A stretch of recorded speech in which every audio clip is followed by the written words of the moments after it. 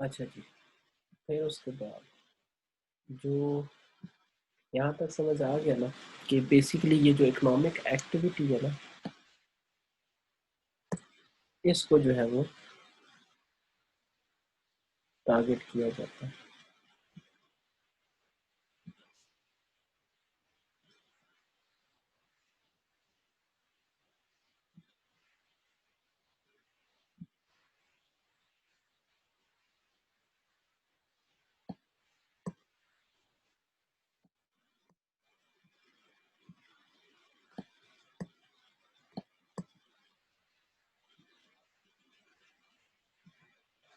तो जो economic activity है ना, इसको अगर हम हाईलाइट कर लेना, तो बेसिकली ये वो पॉइंट है जो कि इस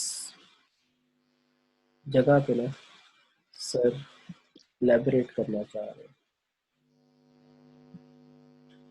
कि एनी इकोनॉमिक एक्टिविटी या उसको एक्सपेंड किया जाएगा जब मार्जिनल बेनिफिट एक्सीड हो रहा है मार्जिनल कॉस्ट से, और उसको रिड्यूस किया जाएगा जब मार्जिनल बेनिफिट जो है वो डिक्रीज हो रहा है मार्जिनल कॉस्ट से। आइडियली, जो कि मतलब आइडियल केस है, उसमें जो optimal amount of activity occurs, ठीक, जो सबसे ज्यादा एक्टिविटी है ना इन केस ऑफ मार्जिनलिज्म और इकोनॉमिक एक्टिविटी, वो होती है जब marginal benefit is equal to marginal cost. ठीक। अब ये ऑप्टिमम एलोकेशन है कि अगर सर हमसे सवाल कर लेते हैं कि explain the concept of marginal benefits and marginal cost and what is optimum allocation। ठीक, तो फिर हमें पता होना चाहिए कि ऑप्टिमम एलोकेशन वो इकोनॉमिक एक्टिविटी है in which marginal benefit exceeds the marginal cost and marginal benefit should be reduced then when sorry economic activity should be reduced when marginal benefits is less than marginal cost। Ideally the optimum activity occurs when marginal benefit is equal to marginal cost। और इसी तरीके से अगर sir हमसे पूछे तो what is opportunity cost and explain law of increasing opportunity cost या law of decreasing opportunity cost, तो वो भी फिर हमें आना चाहिए कि the law of increasing opportunity cost states that more of a product society produces the greater is the opportunity cost of obtaining an extra unit. Law of decreasing opportunity cost क्या होगा, that if more of a product is produced, the lesser is the opportunity cost of obtaining an extra unit। ये कोई case हो सकता है कि अगर product किसी को ज्यादा हो रही है तो अपॉर्चुनिटी कॉस्ट दूसरे की कम हो। ज्यादा तो हो सकती है, कम कैसे होगी? कम का कोई कोई कोई केस है? ये पता कब होगा? ये तब होगा कि जब आपकी जो होता है ना, अ, मतलब चीजें जो है ना वो इंटरलिंक्ड हो। इंटरलिंक्ड एज इन के मतलब आप एक चीज बना रहे हैं ना, तो ऑटोमेटिकली उससे कोई दूसरी चीज बन रही है। तो जैसे समझ? कॉम्प्लीमेंट्री गुड्स होते हैं उसी हिसाब से। कॉम्प्लीमेंट्री गुड्स वाली बात कि अगर जो होता है ना, मतलब लेट सपोज कि मैं जो है वो चावल उगा रहा हूँ है। बिल्कुल अब चावल की जो फसल है उसमें पानी खड़ा रहता है। बिल्कुल बिल्कुल समझ रहे हो कि चावल की फसल में पानी खड़ा हुआ है। अब बिल्कुल। उस पानी में अगर मैं मछलियां भी डाल दूं, मैं नहीं, पानी तो खड़ा हुआ है ना, गेटिंग द पॉइंट, बिल्कुल कि चावल की फसल बिल्कुल। में पानी तो खड़ा होगा। अब उसी पानी के अंदर मैं मछलियां भी डाल देता हूँ, मछली पानी में जिंदा रहती है, वो पानी में जो है वो उसको वहां से खाना भी मिलेगा, उसको खाद भी मिलेगी, सब कुछ मिलेगा, वो ऑटोमेटिकली जो है वो उसमें ग्रो करेगी। अब उससे क्या हो रहा है कि the more of a product society produces, मैं क्या प्रोड्यूस कर रहा हूँ, चावल, the lesser would be the opportunity cost of obtaining an extra unit of fish. वो भी तो मतलब इटरी है ना, बिल्कुल। बात समझ? तो फिर ये आएगा उस जबरे में कि ये लॉ होगा law of decreasing opportunity cost. ये फिश और वाली एग्जांपल बड़ी मजे की है। हाँ, और ये लोग करते हैं वाकई। ये जो फिशरीज है ना, उनमें ज्यादातर जो मैंने जो है वो मतलब मेरी नॉलेज में ये बात आई है कि जो चावल की फसल होती है ना उसमें लोग डाल देते हैं मछलियां, क्योंकि उस चावल की फसल को ना पानी चाहिए। और बिल्कुल। पानी भी उसमें चाहिए पानी होता जाता है। रहता है। हाँ, उसको पानी मतलब लगा रहता है, और वो तकरीबन जो ये होते हैं ना, आपके जो नीज है, कहते हैं हाँ जी, इतना इतना भी ना अक्सर पानी होता है, या उससे भी नहीं, मतलब टक नहीं, या इतना भी कर लो, फिर भी बिल्कुल, पानी होता है, और पानी के अंदर मछली जिंदा रहती है। ठीक। बिल्कुल। तो वो मछली भी डाल देते हैं, खाद जो है वो चावल भी खा रहा होता है, मछली भी खा रही होती है, और उससे इन इन रिटर्न क्या होता है, जो चावल का जायका है कहते हैं वो भी सही होता है। रीजन उसका ये है, जो जो मछली के का जो बाय प्रोडक्ट है ना, हाँ जी, जो उसका वो मतलब जो बाय प्रोडक्ट से मेरी मुराद ये है कि जो मछली की जो वेस्ट प्रोडक्ट है, वो भी वो एज अ फर्टिलाइजर यूज हो रहा है। सही। तो ये इस ज़मरे में आ जाएगा, ये होगा law of decreasing opportunity cost. लेकिन इसमें फिर हमारी अपॉर्चुनिटी कॉस्ट क्या बनेगी? हम बेशक हम चावल तो बढ़ा रहे हैं, उसमें हमने मछली भी डाल दी। अपॉर्चुनिटी कॉस्ट इसमें हमारी फिर कोई नहीं अपॉर्चुनिटी आएगी। कॉस्ट बेसिकली बन गई हमारी वही है ना, कि देखना मतलब जो हम क्या जो अपॉर्चुनिटी कॉस्ट है ना इसकी, वो है जो मछली इटसेल्फ है ना, हम्म, है। अब हमने वो भी खरीदी है ना, वो क्यों बिल्कुल। वो अब जैसे राइस हमने खरीदा, साथ ही हमने मछली भी खरीदी, हमारे पास एक रिसोर्स था। हम्म, मतलब पॉइंट समझ रहे कि एक रिसोर्स था हमारे पास एलोकेटेड, हमने चावल की प्रोडक्ट भी ली, हमने मछली की प्रोडक्ट भी ली, मतलब जो बच्चा बच्चा होता है ना मछली का, वो भी लिया है। इन द एंड जब हम्म, हमने उसको सेल किया, एक ही एनवायरनमेंट में रहते हुए, एक ही जगह पे रहते हुए, जब हमने उसको सेल किया, तो ऑटोमेटिकली वो जो मछली। प्रोडक्शन कैपेसिटी है, वो हमारे फार्म की, या हमारे फार्म की जो प्रोडक्शन कैपेसिटी थी, वो ज़्यादा होगी। हम्म, तो जो अपॉर्चुनिटी कॉस्ट है उसको हमने मिनिमाइज कर दिया ना, कि हमने उससे बेनिफिट जो हासिल किया वो ज़्यादा था। लेकिन मछली की प्रोडक्शन तो नहीं है, क्योंकि चावल तो चलो हमारे प्रोडक्शन में आता है, लेकिन मछली तो एज प्रोडक्शन में नहीं आएगी, क्योंकि मॉडल तो दो प्रोडक्शन पे लेके चल रहे हैं ना। हाँ नहीं, मॉडल तो दो चीज़ों को लेके चल रहा है ना साथ, लेकिन अब हम्म, इसके साथ साथ हम एक फर्टिलाइजर वाला काम भी ले रहे हैं, कि हमारी इससे हमारा फर्टिलाइजर भी रिड्यूस हो रहा है। समझ रहे हम्म, हो, कि मतलब हम जब चावल को वो कर रहे थे ना, तो हमें फर्टिलाइजर भी डालना पड़ रहा था, बिल्कुल, तो वो वहां पे भी कॉस्ट जा रही थी। ठीक है, वो फर्टिलाइजर की बिल्कुल। कॉस्ट भी जा रही थी, लेकिन इस उस केस में क्या हुआ, कि वही जो फर्टिलाइजर की कॉस्ट थी, वो हमने इस्तेमाल कर ली फिशेस में। हम्म, ठीक, तो उससे हमें फर्टिलाइजर का काम भी हो रहा है, हमारा फर्टिलाइजर जाया भी नहीं हो रहा, और हमें हमारी प्रोडक्ट भी बन सही, समझ गया। रही। पॉइंट समझ में आ रहा है ना? मैं समझ गया आपका पॉइंट।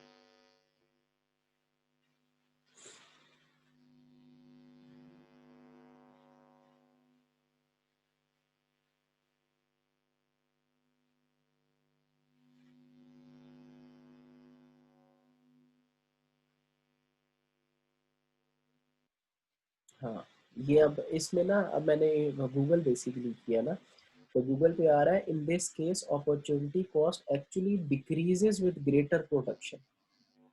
कि अब प्रोडक्शन भी ज़्यादा हो रही है, चावल की काश्त भी अच्छी हो रही है, प्रोडक्शन ज़्यादा भी हो रही है, और ऑटोमेटिकली जो अपॉर्चुनिटी कॉस्ट है वो भी डिक्रीज हो रही है।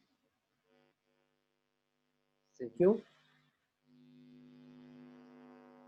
क्योंकि हमारा फ़ायदा भी ज़्यादा हो रहा है। ये थोड़ा सा एक ना कम्प्लेक्स चीज़ है, ये सर से पूछेंगे क्यों। जो मुझे समझ में आ रहा है ना, कि बिकॉज अगर हम हम्म, प्रोडक्शन ज़्यादा कर रहे हैं ना, तो वो फिर हमारा प्रॉफिट वाली साइड पे चला जाएगा, वो फिर हमारी ये अपॉर्चुनिटी कॉस्ट वाली साइड पे नहीं आएगा।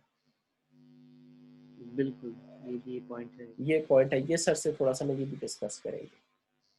ठीक। अच्छा, फिर उसके बाद ऑप्टिमम एलोकेशन समझ में आ गया ना, ये जो इकोनॉमिक एक्टिविटी है वो उसको एक्सपेंड किया जाता है, जब तक मार्जिनल बेनिफिट है वो ज़्यादा होगा मार्जिनल कॉस्ट से, और मार्जिनल बेनिफिट कम होगा मार्जिनल कॉस्ट से, और ideally optimal amount of activity occurs when marginal benefit is equal to marginal cost.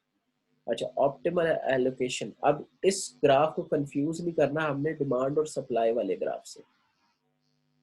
सही। ठीक है, इस ग्राफ को कंफ्यूज नहीं करना डिमांड और सप्लाई वाले ग्राफ से, कि मुझे पता कुछ चीटें बीच में हम में से ऐसे भी होंगे कि सामने एमडी भी लिखा होगा, एमसी भी लिखा होगा, तो डिमांड और सप्लाई वाला जो ग्राफ है, जो इक्विलिब्रियम वाला ग्राफ है ना, उससे कंफ्यूज हो रहा होगा। तो ये लाजमी हमने देखना है कि जी जो इसमें फैक्टर्स हैं वो क्या क्या है, marginal benefit and marginal cost, और इसमें जो है वो एक्स एक्सिस पे क्या है, क्वांटिटी ऑफ फूड प्रोडक्ट्स, और वाई एक्सिस पे मार्जिनल बेनिफिट मार्जिनल कॉस्ट, कि जैसे जैसे quantity of food products increase हो रही है, मार्जिनल बेनिफिट को क्या हो रहा है, मार्जिनल कॉस्ट को क्या हो रहा है। ठीक, कि अगर हम quantity of food product increase कर रहे हैं तो मार्जिनल कॉस्ट हमारी ज़्यादा हो रही है, क्योंकि उससे हमें मार्जिनल बेनिफिट कम है। ठीक है, with the passage of time.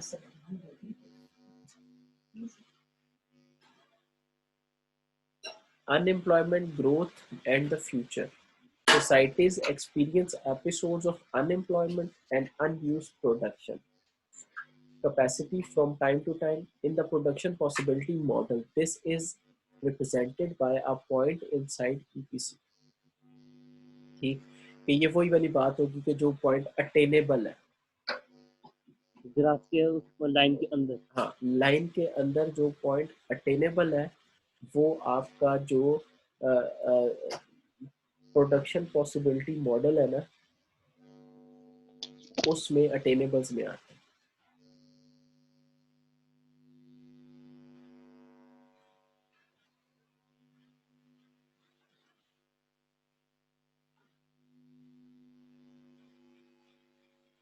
ठीक, और उसको जब हम अटेन करेंगे ना तो बाकी चीज़ें क्या होंगी कि उसमें अनएम्प्लॉयमेंट भी होगी। मतलब अब जैसे ये जो तीर के निशान आ रहे हैं ना, हाँ, हेलो, बिल्कुल बिल्कुल। अच्छा, जो ये तीर के जो मैंने वो पहले एक्सप्लेन कर दिया ना, पीपीएम के और पीपीएम में जो था पॉइंट, कि बाकी ये जो हाँ जी। पॉइंट्स आ रहे हैं ना कि मतलब इसमें ये भी हो सकता है, ये भी हो सकता है, ये भी हो सकता है। ठीक है, तो ये जो पॉइंट्स है ना, ये जो रिसोर्स का यूजेज है ये ऑप्टिमम नहीं होगा, यहाँ पे वेस्ट होगा रिसोर्स। ठीक है, in the production possibility this is represented by point inside the PPC. ठीक है, unused production capacity from time to time.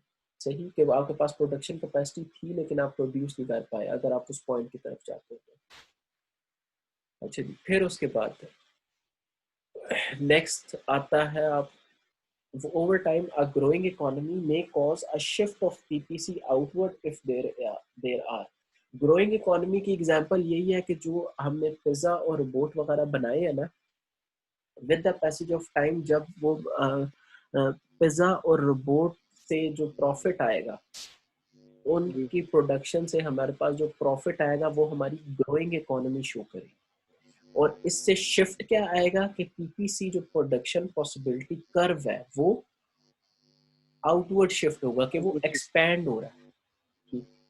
There is an increase in resource supplies. ठीक, जब बिल्कुल। रिसोर्सेज की जो सप्लाई हो रही है वो ऑटोमेटिकली इंक्रीज हो जाएगी, तो जो ग्राफ है वो आउटवर्ड शिफ्ट होगा। एडवांसेस इन टेक्नोलॉजी अराइज, जब टेक्नोलॉजी चेंज होगी तो ऑटोमेटिकली जो प्रोडक्शन कैपेबिलिटी है वो ज़्यादा हो जाएगी। प्रोडक्शन कैपेबिलिटी ज़्यादा हो जाएगी तो जो ग्रोइंग इकोनॉमी है वो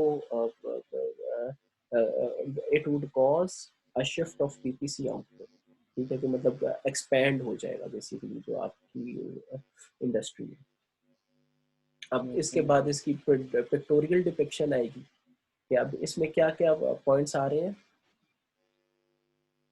इसमें कि यहाँ पे आपकी रिसोर्स बढ़ सकते हैं, यहाँ पे रिसोर्स, टेक्नोलॉजी आपकी, यहाँ पे रिसोर्सेज में आएगा क्योंकि फूड हाँ और जी, मैन्युफैक्चरिंग जो प्रोडक्ट इक्विपमेंट्स हैं। ग्रोइंग इकोनॉमी है तो रिसोर्सेज ज़्यादा होने की वजह से ये शिफ्ट हो जाएगा। ठीक है, और इसके अलावा टेक्नोलॉजी चेंज होने की वजह से जो पीपीसी है वो चेंज हो जाएगा। अच्छा, आपको याद होगा सर ने एक मतलब इसी पे डायग्राम बनाई थी जिसमें सिर्फ जैसे जो हमारा एक्स एक्सिस है ना, हाँ, सिर्फ वाई एक्सिस है, हाँ। वो हमारा सेम रहा था। शिफ्ट हमारा सिर्फ वाई एक्सिस पे आगे हुआ था।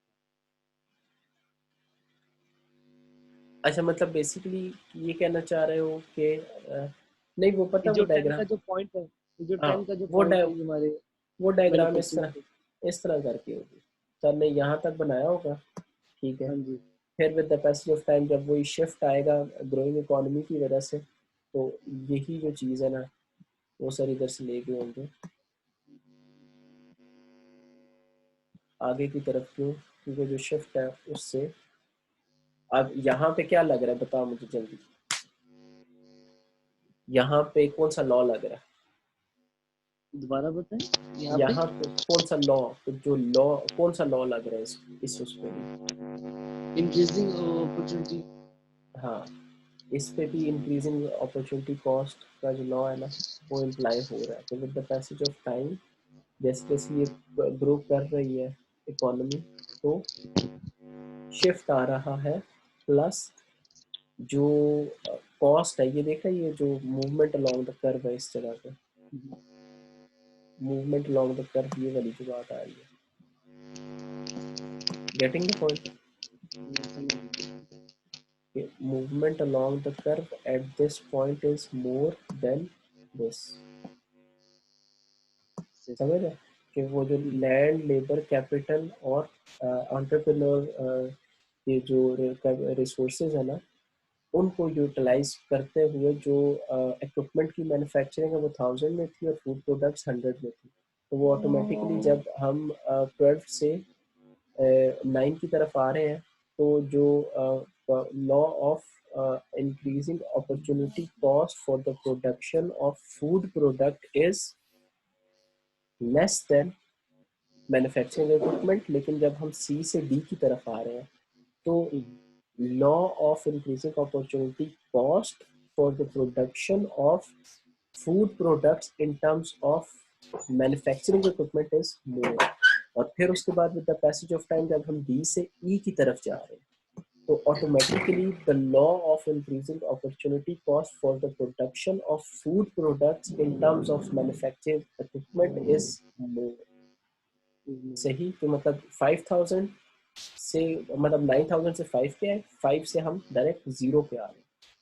बिल्कुल सही, सही। मतलब पीछे हमने 4 वो गिव अप किए 4000, ठीक है, फिर हमने 5000 गिव अप किए 8000 अचीव करने के। बिल्कुल।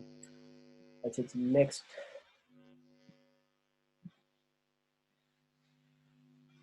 Employment growth and the future, वही वाली सेम हेडिंग है। The PPC may also shift outward over time depending on an economy's present choices। जो present choices है उसके हिसाब से चलना पड़ता है। The rate of economic growth depends on the choices society makes today। A focus on future goods production such as capital stock that incorporate technological advances and increases the quality technological advances and increases the quality and quantity of resources results in greater economic growth। Self explanatory है, वही graph वाली बात है। सही।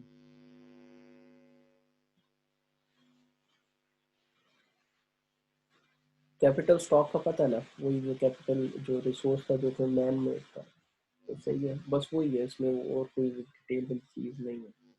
अच्छा, next चीज, goods for the future और goods for the present, present के लिए और फ्यूचर के लिए।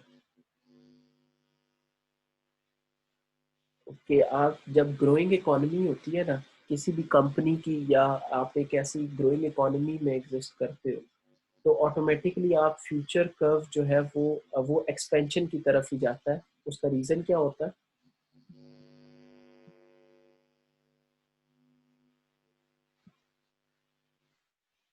उसका रीजन ये होता है कि जो कंपनीज होती है ना, वो फोकस्ड होती है प्रॉफिट पे। जब प्रॉफिट आएगा तो ऑटोमेटिकली जो कंपनी है ना, वो इस चीज को सामने रखती है कि उसने एक्सपैंड करना है।